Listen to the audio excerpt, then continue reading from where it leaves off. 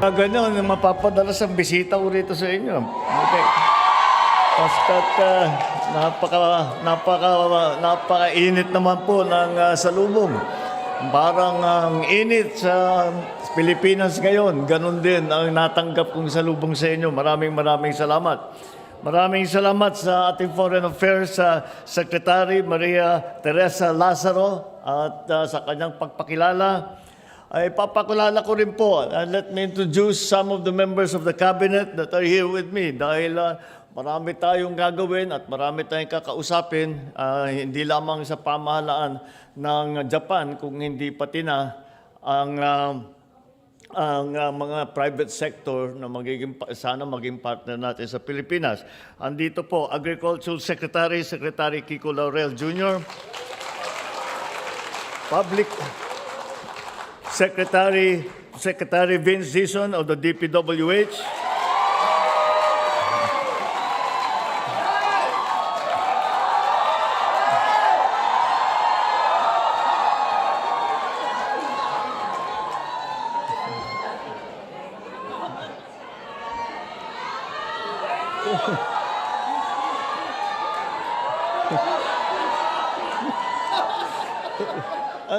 ano yung kumanta ka kanina? Trade and Industry Secretary, Secretary Chris Roque. Ang ating bagong kalihim ng Department of Tourism, palagay ko marami sa inyo ay may kilala sa kanya. Ang ating Secretary of Tourism, Secretary Maria Bernardita Angara Matay. Dita. Ang susunod kong ipapakilala, ito na po ang pinaka-overwork na Cabinet Secretary sa nakaraang ilang buwan. Hindi na po natutulog at walang ginawa kung hindi ayusin ang sitwasyon sa Pilipinas tungkol sa enerhiya. Ating Energy Secretary, Secretary Sharon Garin. Andito rin ang Secretary ng DOTR, Department of Transportation Secretary Giovanni Lopez.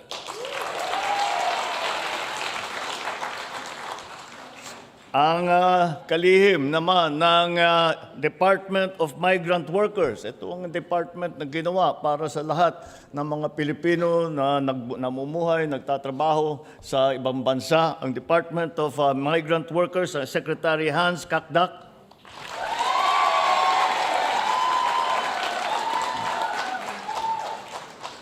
At ang susunod naman ay ang isang cabinet secretary na siyang namumuno ng ating economic planning. Ito po ang Department of Development. Our Economic Planning and Development Secretary, Secretary Arce Balisacan.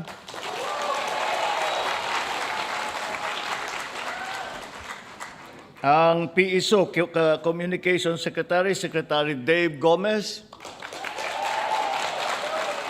Our National Security Advisor, where is Ed Oban Jr.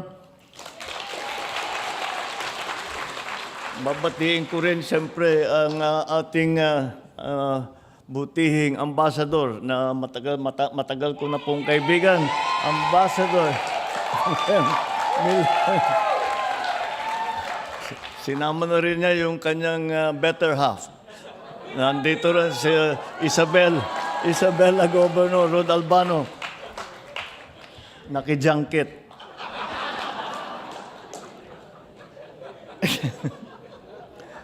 Representative Maria Rachel Arenas. The Overseas Welfare Administration, OWA, Overseas Welfare Administration, PY Kaunan.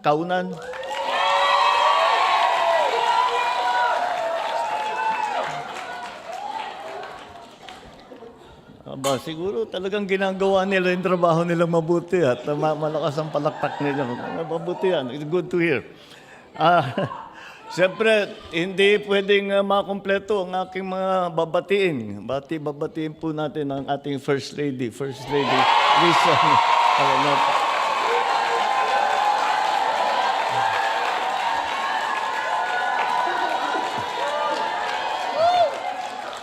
Ang aking mga kasama sa pamahalaan, mga minamahal kong kababayan, magandang gabi po sa inyong lahat.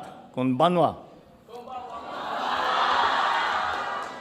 Muli po, ako ay naririto ang inyong habang lingkod sa bawat pagkakataong ibinibigay sa akin na makaharap ang ating mga kababayan sa ibayong dagat.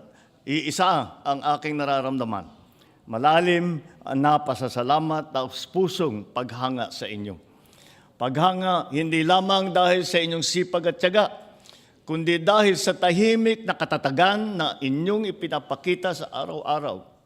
Sa mga maagang bumabiyahe, sakay ng mga tren upang pumasok sa trabaho, sa pabrika, sa opisina, paaralan, hotel, ospital, restaurant, construction site at mga ibang lugar pa.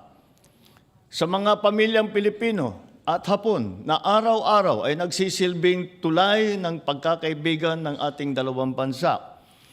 Kaya kayo po ang muka ng Pilipinas dito sa Japan. Ang ating pong muling pagpunta rito ay bilang pagtugon sa paanyaya ng pamahalaan ng Japan para sa isang state visit. Pinaunlangkan po natin ang kanilang paanyaya dahil ito po ay nagbibigay sa atin ng pagkakataon na mas patibayin pa ang ugnayan ng ating dalawang bansa sa iba't ibang larangan, lalo na sa pagsulong ng kapakanan at proteksyon ng ating mga manggagawang Pilipino dito sa Japan, gayon din sa komersyo at sa kalakalan, tanggulang pambansa at pangrehiyon at marami pang iba. Napapanahon din ang ating pagbisita dito dahil ngayong taon ay ipinagdidiwang natin ang ika-70 anibersaryo ng normalisasyon ng diplomatikong ugnayan ng Pilipinas at Japan. Angkop sa makasaysayang kaganapang ito ang temang Weaving the Future Together, Peace, Prosperity, Possibilities, sapagkat ito ay sumasailalim at sumasalamin sa ating mga hangarin at nagkakaisang layunin para sa kinabukasan ng ating dalawang bansa. Nitong mga nakaraang buwan, nabatid natin ang agaran at matindi na epekto sa Pilipinas ng krisis sa ibang panig ng daigdig.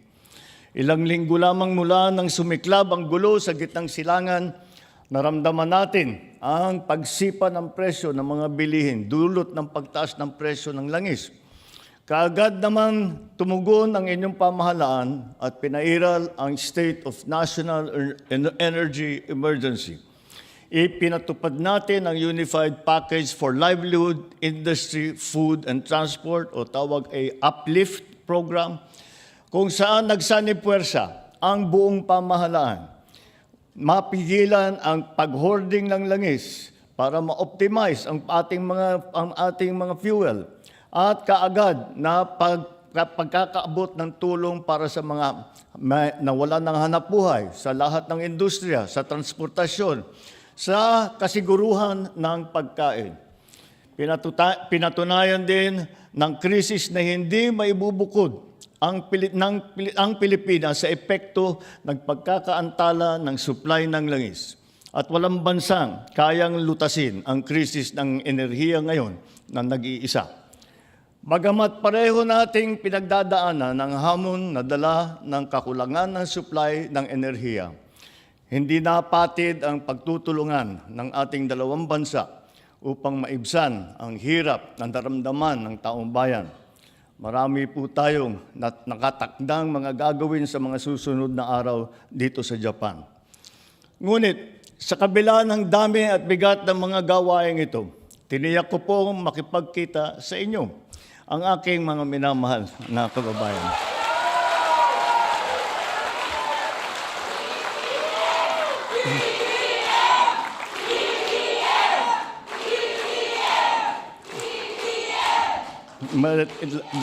Noong pa, nakatira ako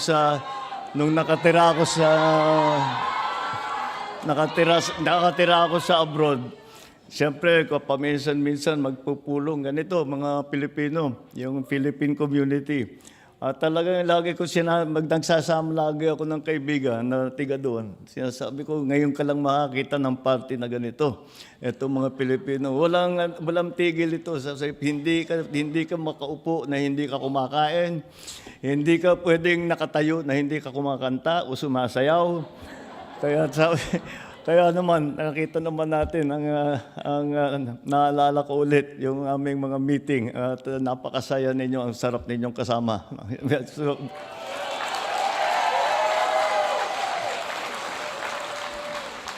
bago pa man kami makikipagpulong sa mga pinuno ng Japan, minarapat naming unahin ang pagkikipagkita sa inyo. Sapagkat kayo ang dahilan kung bakit mahalaga ang relasyon ng Pilipinas at Japan.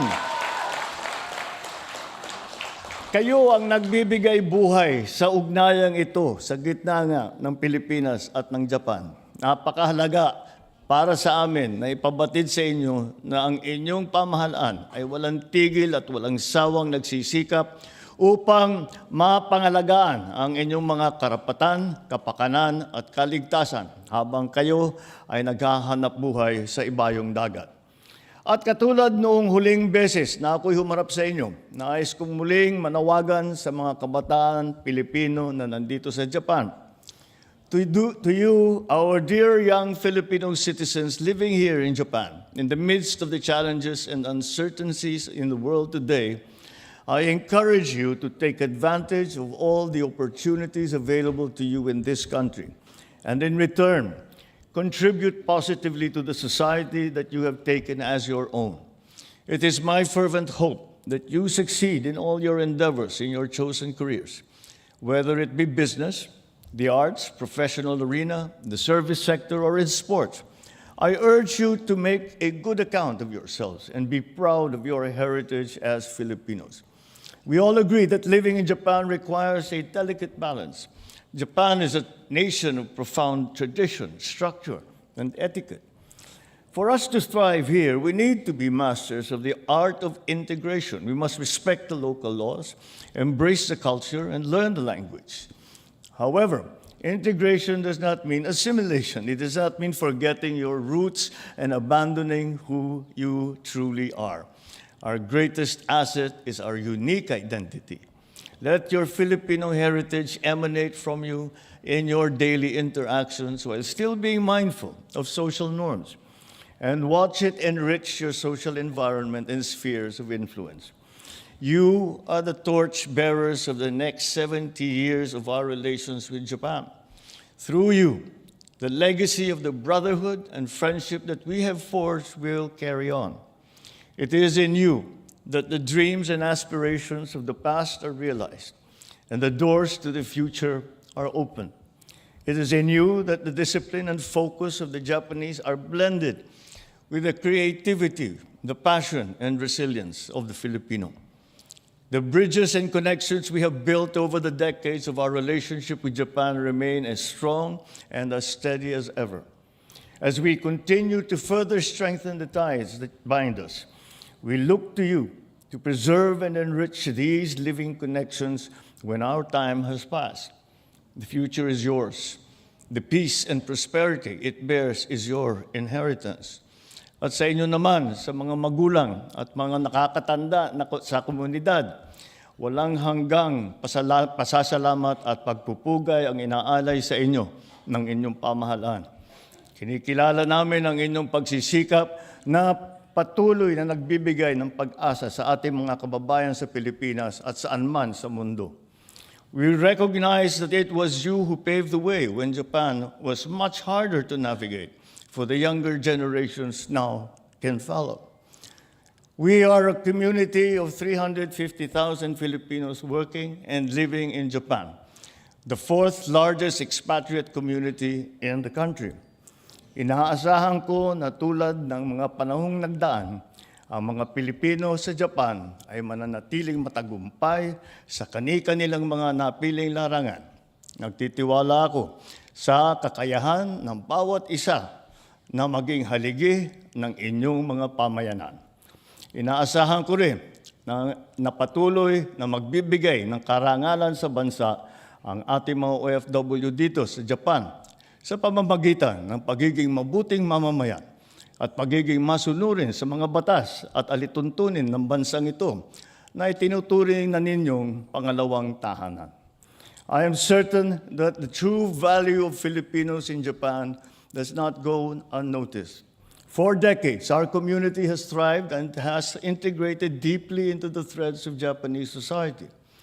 Our character and our culture of caring, pakikipagkapwa-tao, and malasakit are among the hallmarks of what make Filipinos a reassuring and valued presence in communities navigating the challenges of modern life, including isolation and a growing need for human connection. Manatili po tayong tunay na kaibigan ng mga Hapon sa ating mga komunidad at pamayanan nang sa gayon ay maipakita at maipabatid natin sa kanila ang pagiging tunay na Pilipino. Bilang isang bansa at pamayanan, ipaabot at iparamdam natin sa kanila na tayo ay kanilang kabalikat sa pagharap sa mga suliranin at hamon ng ating mga dinadanas.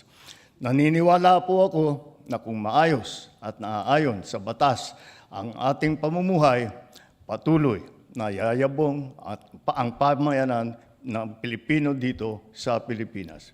As our community grows across Japan, from Hokkaido all the way to Okinawa, our strength lies in our firm adherence to our faith and our national identity. Maraming salamat sa inyong lahat. Magandang gabi po sa inyo.